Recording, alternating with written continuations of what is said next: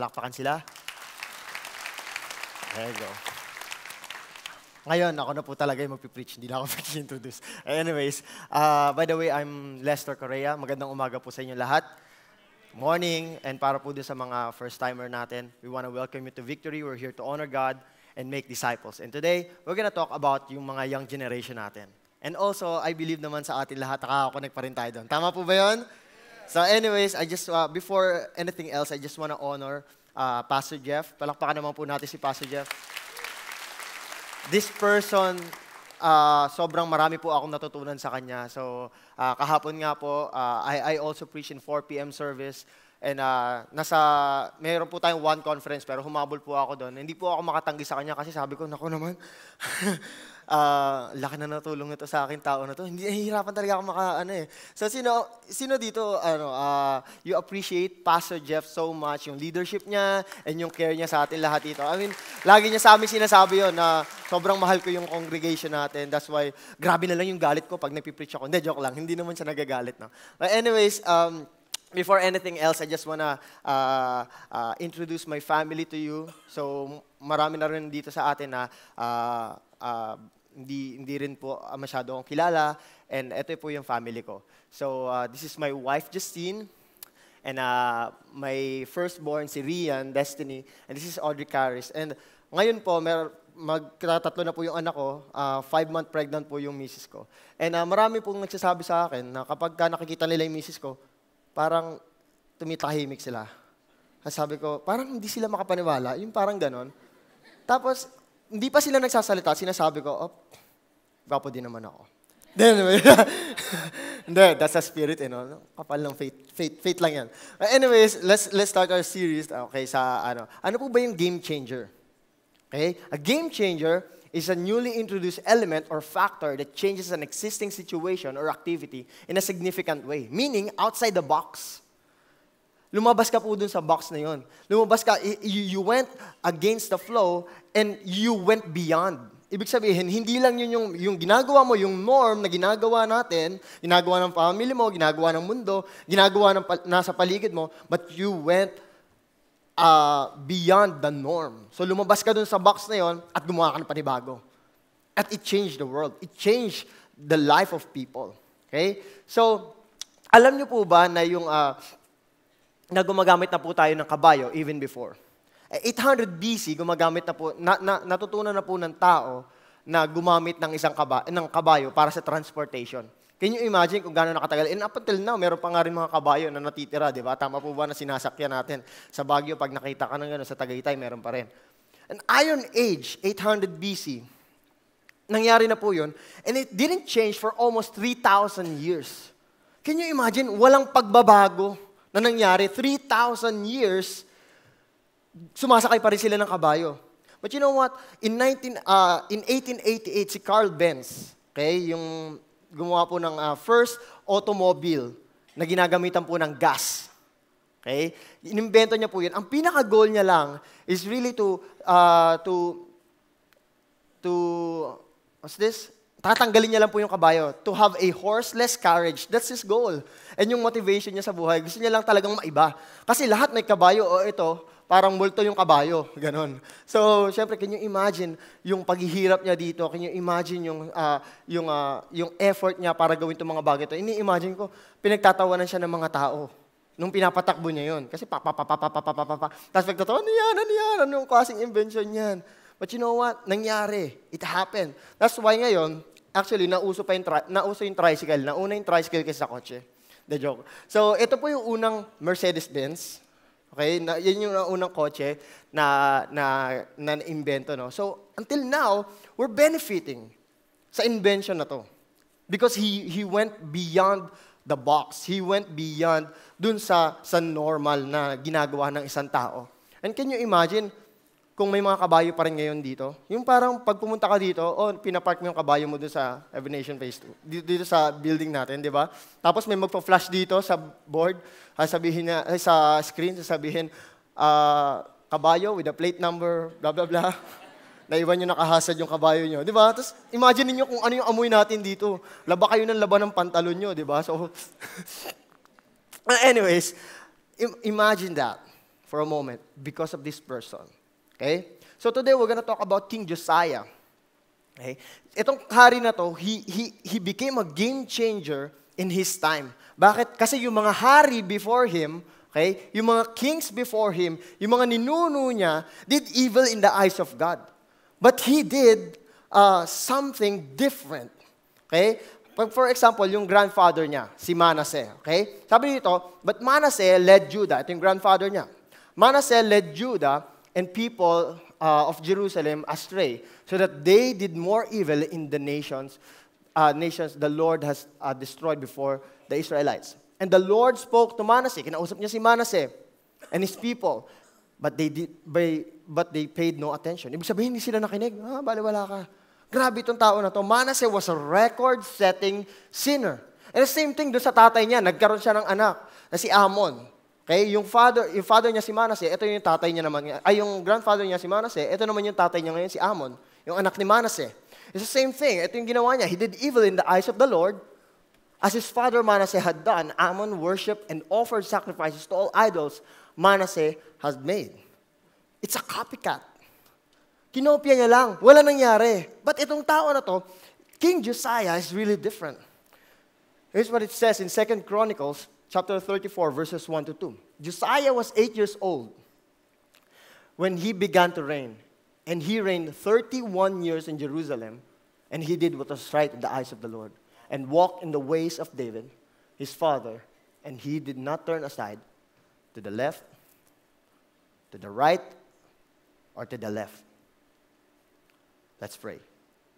Lord, maraming salamat po sa word mo.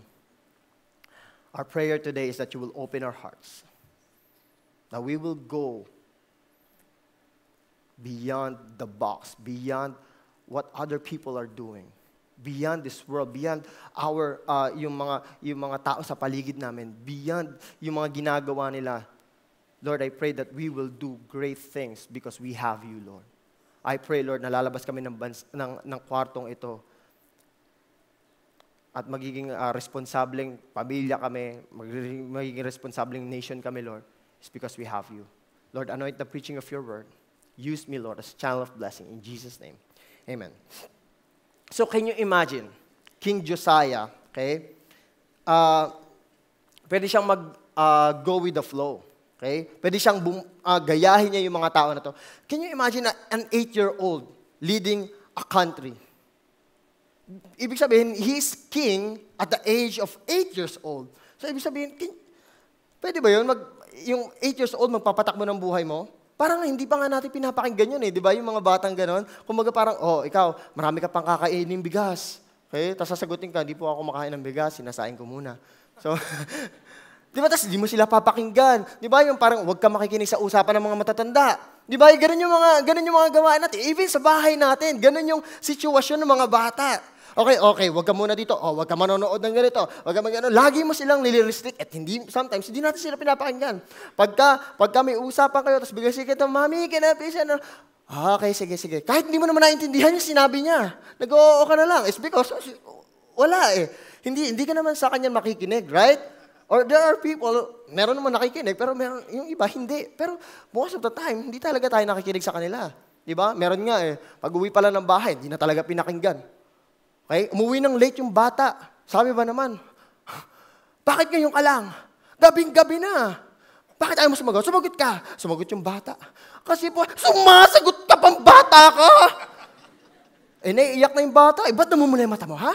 Adik ka, no? Adik ka, umakyat ka sa kwarto mo ngayon din. Pag talikod ng bata, huwag mo akong tatalikuran. Pag kinakausap pa kita, ha?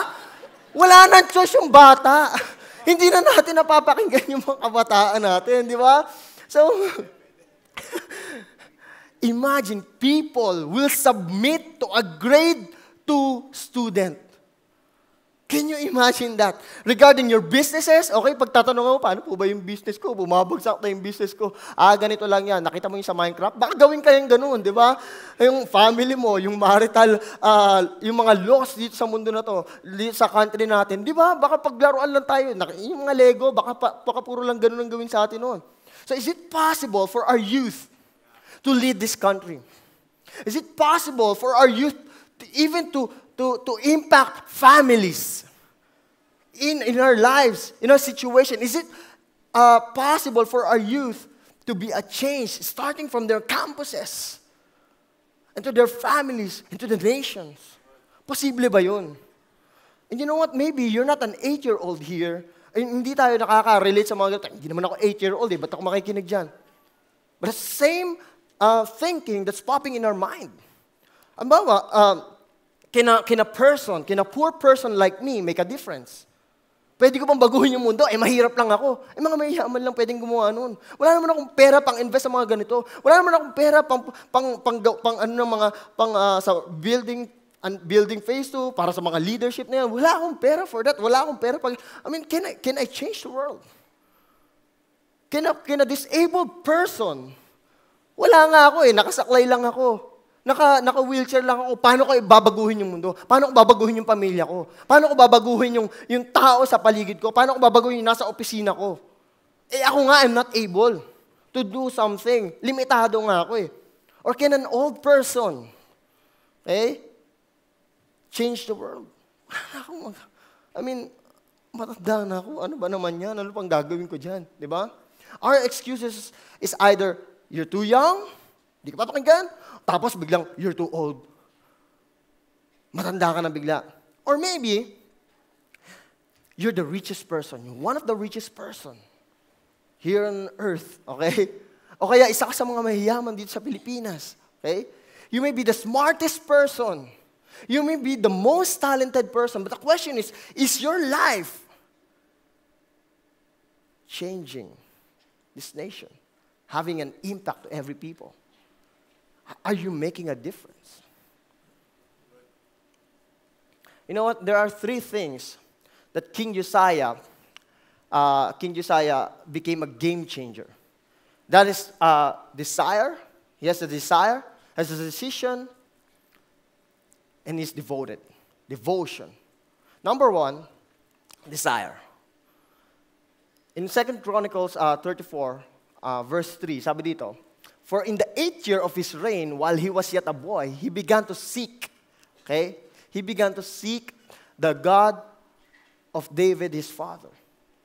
Sinik niya daw the one true God, yung God ni David, not the God of Manasseh, not the God of his grandfather, not the God of his father, but he seek the God of David, the one true God.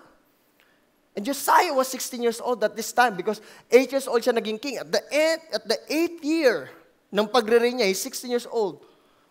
He seek the God, the one true God. And you know what? There's no exact reason why he seek God. But one thing is for sure. The seed has been planted even before. Narinig niya yun. Narinig niya yung Bible. Narinig niya yung word ni God sa buhay niya. Because we can't manufacture desire. Hindi yan pwede yung, desire ko na lang worship si God, worship lahat si God. Hindi pwedeng ganon. You can't manufacture that. It has been planted sa buhay niya. Siguro many years ago. Because yung time ni David and yung time niya is 400 years gap. Can you imagine that? 400 years gap. And at the same time, nakuha niya pa yun. At hindi niya nakuha yung sa mga tatay niya. Okay? Though, yung mga desire ng mga young people natin today, and even sa atin lahat dito, it came from the seed. It came from someone planted a seed in our hearts right now.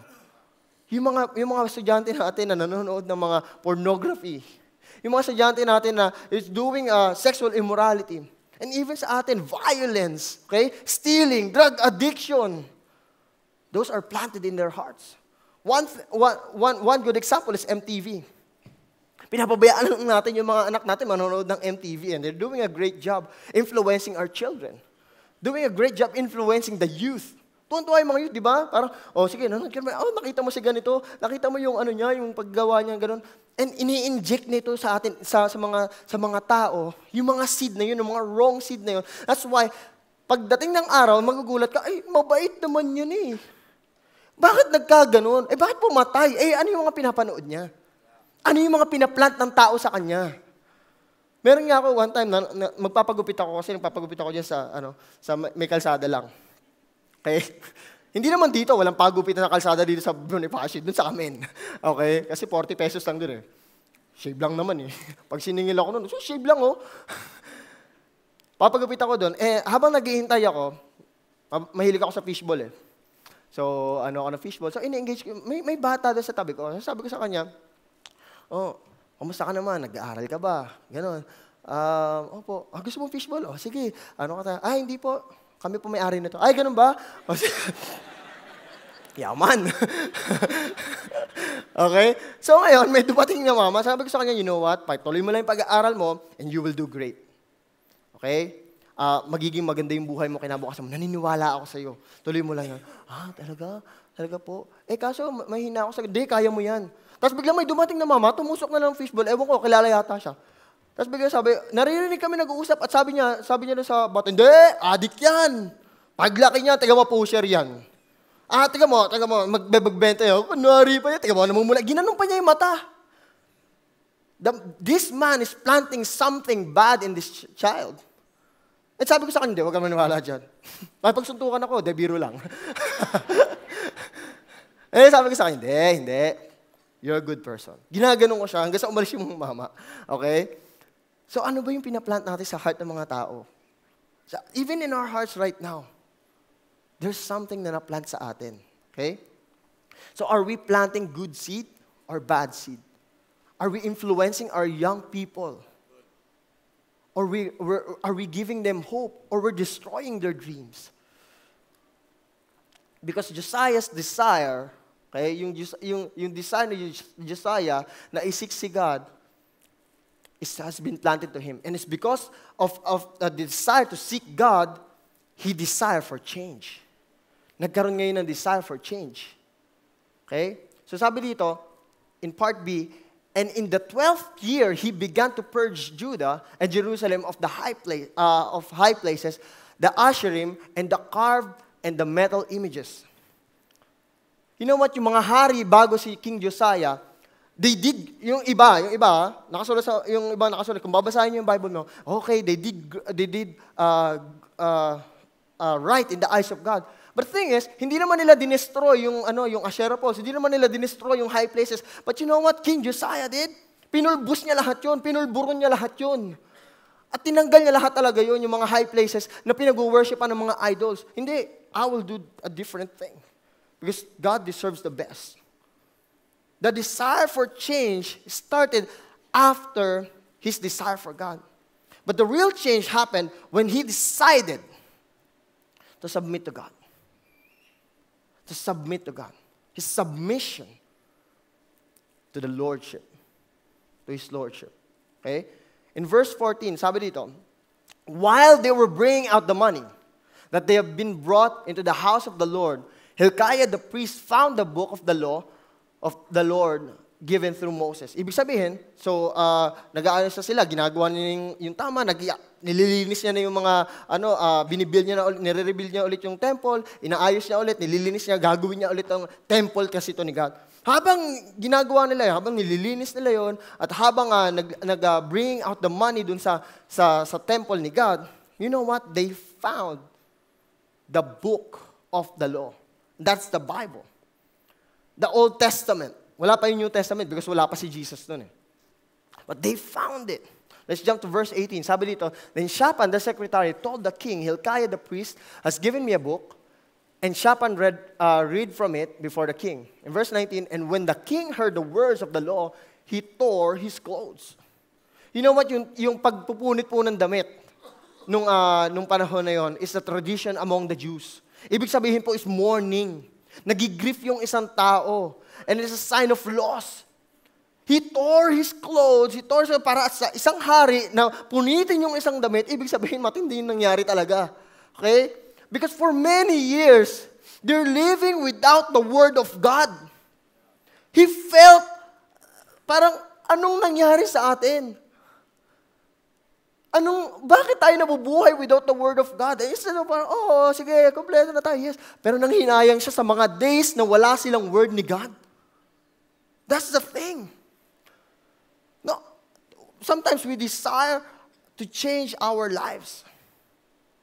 We desire to change our lives. We desire to change our family. We desire to change this nation. We desire to change. You know what? The question is, are we reading our Bibles? Na available sa atin ngayon. Na sila, wala silang ito. They've been longing for this. Nawawala. Tayo ngayon, nandito ngayon. Are we reading that? Are we letting our children read the Bibles? Do we have a relationship with God? The King Josiah realized they were not really aligned with the Word of God. He thought he's doing the right thing. Yes, okay, I'm doing this, I'm doing that. But without the Word of God, he's not aligned. Hindi niya nakita. The game changed when they found the Word of God. This is the game changer here. They found the Word of God. And sometimes we think we can change our lives, we can change our families, we can change this nation, we can change our society, we can change our offices, di ba? By merely doing what is right, what we think is right. Halimbawa na lang, yung mga self-help books na yan. Di ba kapag may nangangailangan, ito, basahin mo to. Ito, bibigyan mo na lang agad ng mga ito basahin mo to, makakatulong sa ito. Okay? Ito, may teaching na ganito, atin ka dito. I mean, there's nothing wrong of attending something or teaching good para sa mga, yung educating people for good, okay? For yung mga good things in this country or in your society or in your family. There's nothing wrong with that. I'm into that. But the thing is, ito na lang ba yung gagawin natin? Okay? Yung mga good works natin, akala natin, this will contribute. Yes, it will. A little bit. Yung mga religious duties natin. We think we can change, we can be changed ourselves by doing these things. We can change the nation by doing this. Mag-volunteer ka, sige, volunteer. Oh, yes, it's good. Thank you for doing that. Thank you for serving in church. But ministry is just an overflow of God's goodness, of God's love. We should understand that. Because outside of that, mababurn out ka na. Kung ginagawa mo yon out of your, because kailangan kong gawin to, because kailangan kong maging yung love ni God, you're doing it wrong. Because ministry is just an overflow of goodness of God. And without the Word of God, change is not possible. You know, I was once a student in University of Makati. This is my picture, way back. Okay? Matagal na yan. Kayo naman ha. Hindi ako yan kanina. Okay? Ito yung itsura. Hindi naman addict. Grabe naman. Okay? I was once one of the worst student in University of Makati. And alam mo kung anong ginagawa ko? I'm smoking, I'm drinking, I'm smoking marijuana, okay? Kahapon, pala hindi ko na sinabi ulit yan. No? Kahapon kasi sinabi ko na yun, baka mahuli ako, dakpin na lang ako dito. Dati pa po yun, okay? And yung mga ibang vices, huwag nyo pong suplong, okay? Huwag nyo ko itawag sa it. Maawa naman, patapusin nyo na lang, okay? Ito po si Coach Brian, magugulat kayo sa ginagawa namin, okay? Yung 4 na tao, yung 5 tao na umuubos ng long neck na alak, 2 lang po kaming umiinom nun. At tapos antok lang kami. Kahit tanongin niyo si Coach Brian, ganun yung gawain namin. Sobrang lakas namin uminom. Tapos ako nang-i-impluwensya pa ako sa mga classmates ko. No? Magugulat na lang yan. Minsan hihiwalayan sa akin habang naglalakad kami kasi masasakay kami ng jeep. Habang papunta kami ng sakay ng jeep, okay, doon sa may Lawton Avenue, magsisindi ako ng marijuana. Okay, tapos biglang, ano na naman yung mga, uy, ano naman ginawa mo? Harap kasi yung mga maps eh. Uy, huwag kayo magpahalata, lalo tayo mahuhuli niya sa ginagawa niyo eh. Alam mo yung mga ganung bagay? That's why minsan nilalayuan ako eh. And sometimes I'm influencing them, bad influence sa kanila. This is who I am before. But this campus minister, Pastor Robert Gonzalez, reached out to us.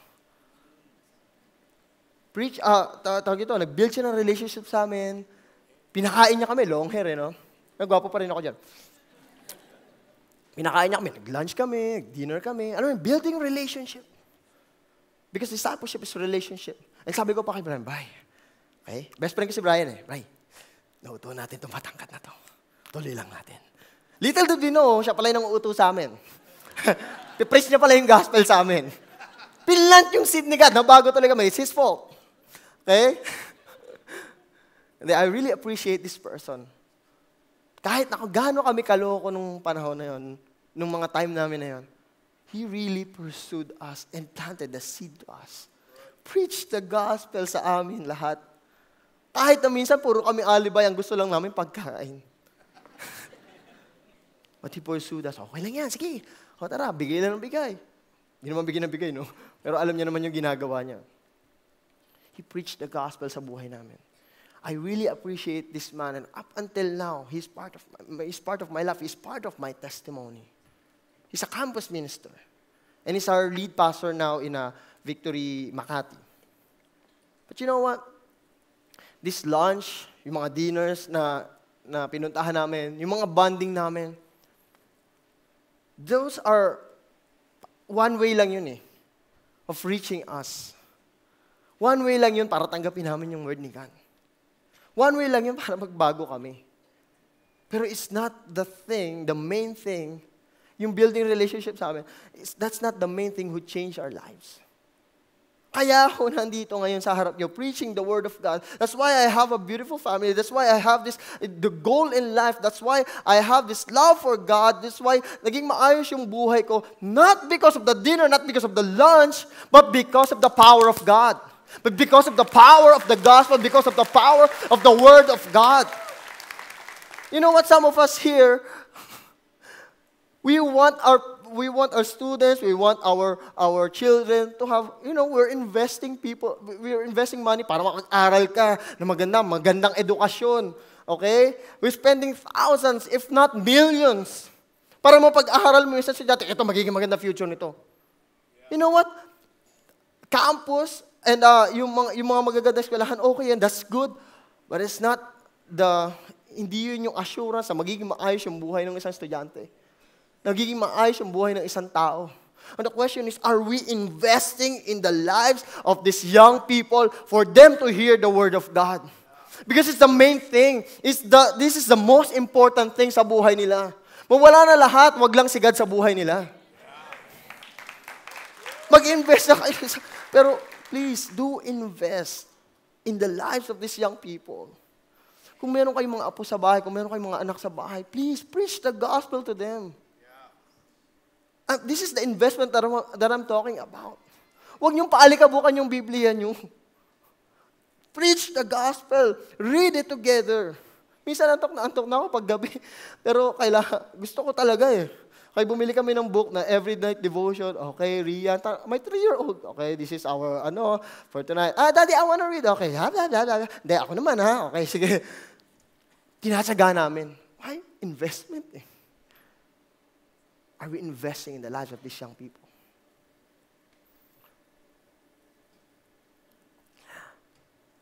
You're a changed person here. Maybe naging maayos yung buhay mo. You've been attending here, but you know what? I'm telling you here, it's not about the fancy stage na nag-change sa buhay mo kung bakit ka nandito. It's not about the keynote presentation. It's not about the aircon dito sa room na to. It's not about maganda yung church natin, maganda yung parking mo. It's never about that. And it's never about the preacher. Na mamimili tayo ng preacher na, hindi, siya, anointed siya, dito ako. It's never about that, kaya ka nagbago ngayon because it's the Word of God that changed you and me. It's never about those things. Now, having the desire to seek God, this person, si King Josiah, he had the desire to seek God, and has a decision to submit to His Lordship, it will result to his devotion. Number 3 is devotion. In verse 31, it says here, and the king stood in his place and made a covenant before the Lord to walk after the Lord and to keep His commandments and His testimonies and His statutes with all his heart and all his soul, to perform the words of the covenant that were written in this book. You know what? Christianity is not just attending a Sunday service. It's not just attending a Saturday service, but being devoted to God. Having an intimate relationship with Jesus. Being devoted. Hindi lang yung upo lang tayo dyan, okay, I'm a Christian. Like katulad nga sinasabi ni Pastor Jeff, kahit matulog ka sa garahe ng 3 araw, 1 linggo, hindi ka magiging kotse. The same thing here. Kahit pa umattend ka dito, years ka na nag-a-attend dito, pwedeng you're a Christian attendee, but you're really not devoted to God. I have here one of our students na nag-a-attend po dito sa atin. Simula po ng kids church. Okay? His name is Nicky Verano. 8 years old siya when she started to attend in Victory. But you know what? Yung nag-testimony siya sa amin, she's a rebellious person. And at the same time, she's very religious. Kailangan ko lang gawin to, kailangan ko mag-perform.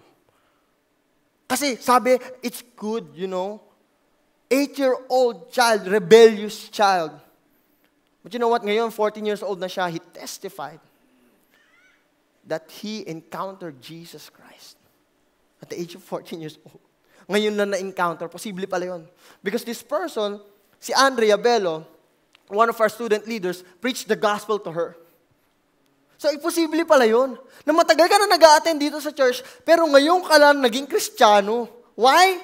Because ngayon ka lang nakarinig ng gospel eh. Ngayon ka lang nakarinig ng word ni God talaga eh. Ngayon na na-inject sa buhay mo yun. Ngayon mo lang nakita yung pagmamahal ni God sa buhay mo.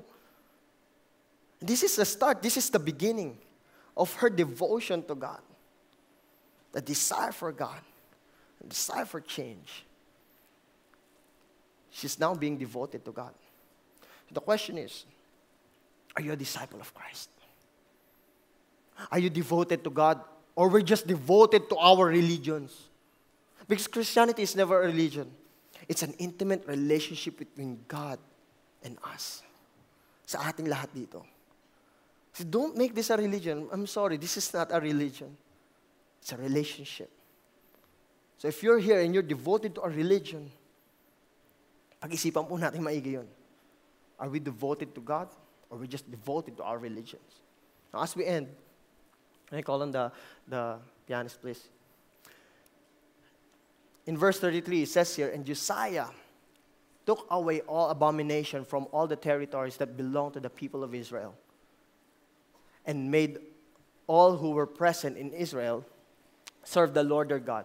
All his days, they did not turn away from following the Lord, the God of their fathers. Josiah led his people to follow God. Dinala niya yung mga tao, nilid niya yung mga tao to follow God.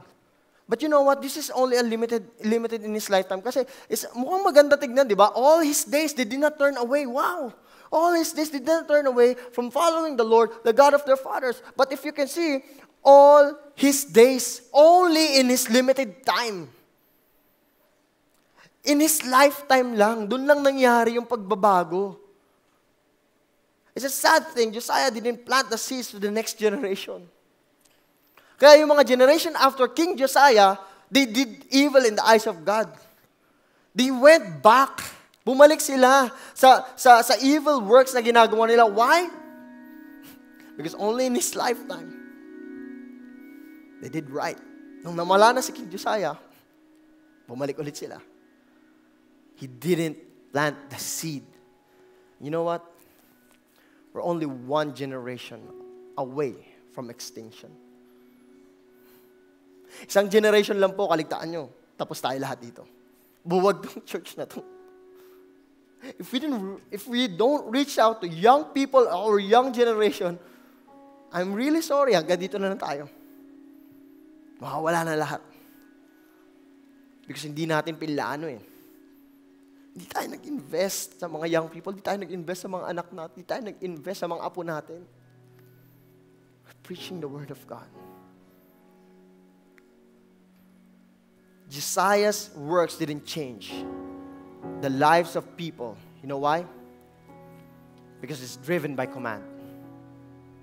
It's just a command because hari ka eh. I'm gonna lead these people, yes. Susunod talaga yan. Ito yung gusto kong gawin, yes. But did you plant a seed? You know what the real game changer here is God. Josiah was a game changer for a short time. But God is the real game changer. It's because dapat ang norm is dapat tayo nagpupurso kay God eh.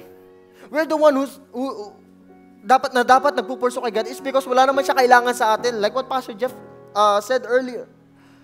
Wala siya kailangan sa atin. Kung hindi ka man sumunod, kung lumagpak ka man, o kung ano man mangyari sa'yo, God pa rin siya. Hindi naman siya magbabago eh. Dapat tayo yung sumusunod sa Kanya. Dapat tayo nagpupurso sa Kanya. But the game changed. Even before. Way back. He's the one who pursued us. Siya yung pumurso sa atin. Siya yung nagpurso sa atin. He doesn't need anything from us. He is God. Whether we like it or not, He is God. He's powerful. And we are nothing. And He didn't just pursue us. He gave His life for you and me. He sent His one and only Son, Jesus. Not just pursuing us, but really to show how much He loves us. The real game changer is God. Because it's driven by love. And generation after generation. Kaya nga umabot sa atin to after 2,000 years. Because it's driven by love. And we need love. People need love. Hurt people will hurt people. But love people will love people. I was hurt when I was in the campus. That's why I want to hurt people. That's why gusto ko mandamay ng mga tao. That's why gusto ko manira ng buhay ng tao. Why? Kasi hurt ako eh. But with this campus minister, share the gospel to me. Share the love of God sa akin that He died for me. Nakikita ko, there's somebody who loves me so much despite sa mga ginagawa kong mga bagay. I can't believe it. That's why I started to love people. Because love people will love people. I started to have a vision, Lord. Baguhin mo na itong mga classmate ko. Lord, baguhin mo itong campus ko, Lord. Lord, baguhin mo yung pamilya ko, God. Because this is the only way para magbago sila. Kung ako binago mo, Lord, kaya mo rin silang baguhin, Lord. It's driven by love. By your love. If only they will know how much you love them. If only they will know kung ano yung ginawa mo para sa kanila. If only they will know that you gave your life for all of us, to save us, for us not to perform. We will be changed. Our perspective will change. Church, we have the answer for this. We have the love of God. You know this. We want to change our family. We want to change our nation. We want to change the world. You have the answer. We all have the answers. It's not just the campus ministers. It's not just the pastors. But all of us here, we all have the answer for this.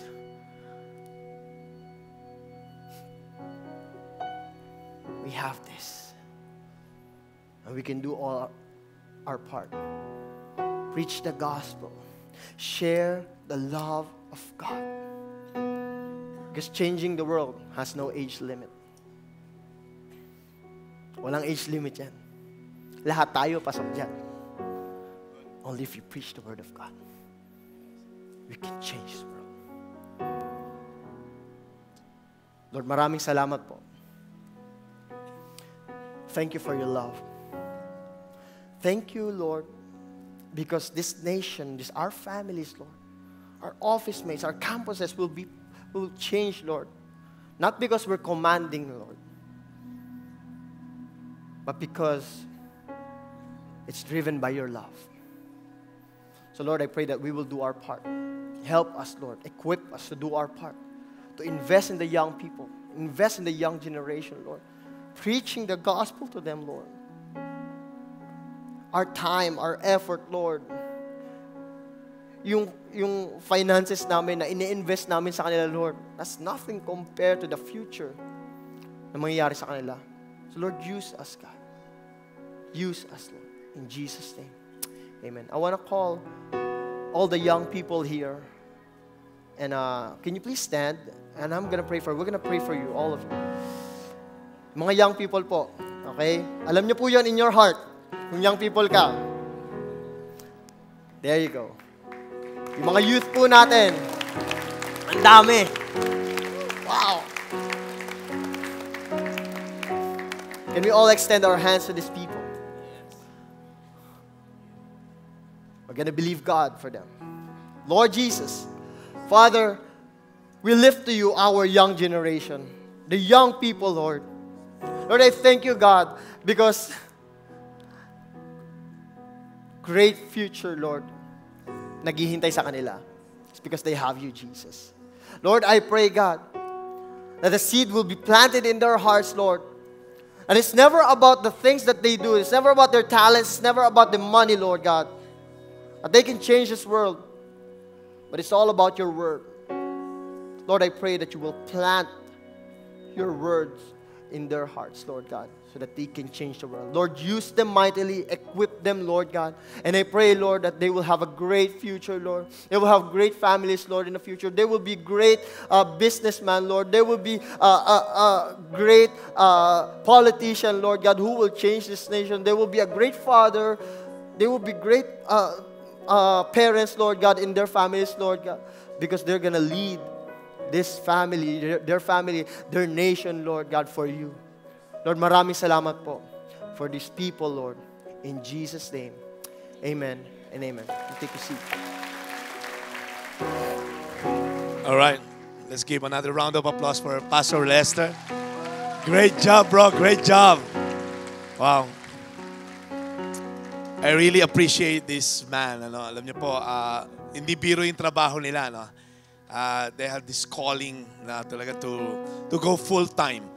Just in case hindi po kayo aware, ano, we have can we show our campus missionaries here at the fort? We have some pictures of our campus missionaries. Marami po tayong campus missionaries here at the fort who really have given their lives to honor God. Okay?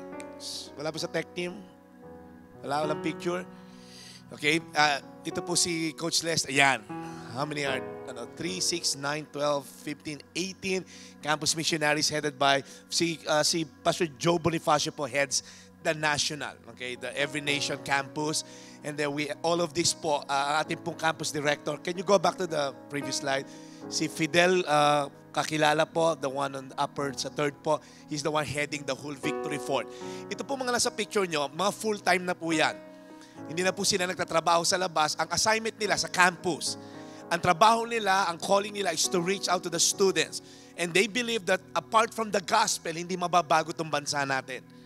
They can go there and have a concert and engage those students. But sinabi nga ni Coach Lester, apart from sharing the gospel, the word of God, it's gonna be futile. Useless po lahat yun. Maha-hype lang sila for a moment, pero hindi talaga sila mababago. That's why, remember the pictures? If I were you, I'm gonna invest in this student, in these campus missionaries. Treat nyo sila sa lunch, i-treat nyo sa dinner. I'm partnering with these people. Tatlo po yung pinapartneran namin mag-asawa. Even naman full-time pastor, ano ba naman yung pag-Starbucks ko, bigay ko na lang sa kanila. Di ba? Ilang daan libo lang naman yon. So, well, ganun talaga mayayaman. Madalas magkape. But anyway, so partner with them. Can you show the next slide? Si Jake po, yung nasa gitna, he's joining us. He's now part of our 8 a.m. team. So, i-welcome natin si Jake. Makikita niyo sa one of these days. Madalas na po siya akit sa taas. Si Coach Brian, sad to say, medyo iiwanan muna tayo ni Pastor Brian. Kailangan ng tulong, kailangan daw. Sobrang madaming gwapo raw dito ang campus minister. So, kailangan ng sa afternoon. So, he's gonna be transferring sa afternoon service.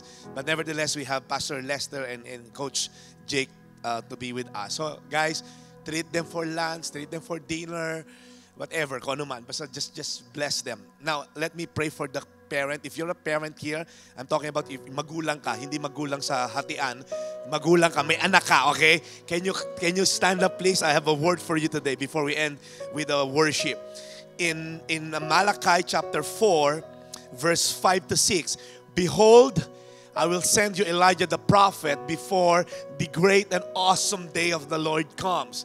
Verse 6, here's the message for you parents. And he will turn the hearts of the fathers, if you're a single mom, the parents to their children, and the hearts also of the children to their fathers. Pag hindi ginawa yan, sabi nito, I will strike the land with a curse, with utter destruction. That's why parents, look up here.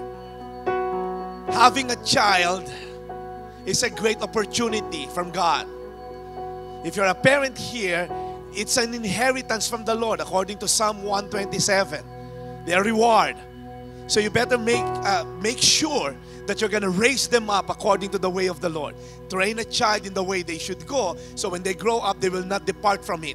You can give them good education, that's good, that's great. Bigyan mo na investment for the future. But apart from the Word of God, sayang lang yung in-invest mo. Temporal lang. But if you instill the fear of the Lord, may laban yung anak mo pag inalok ng drugs. May laban yung anak mo pag inalok makipag-sex sa hindi niya asawa. May laban dahil may fear of the Lord. That's why ang trabaho mo, look up here, tatay, nanay, busy-busy ka sa labas, sikat ka sa office, sira ka sa bahay.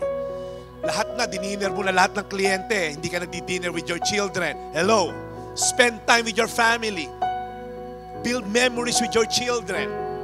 Huwag kang sa labas lang sikat, sira ka sa bahay. You're saving the world and losing the battle at homes. Hindi dapat yon.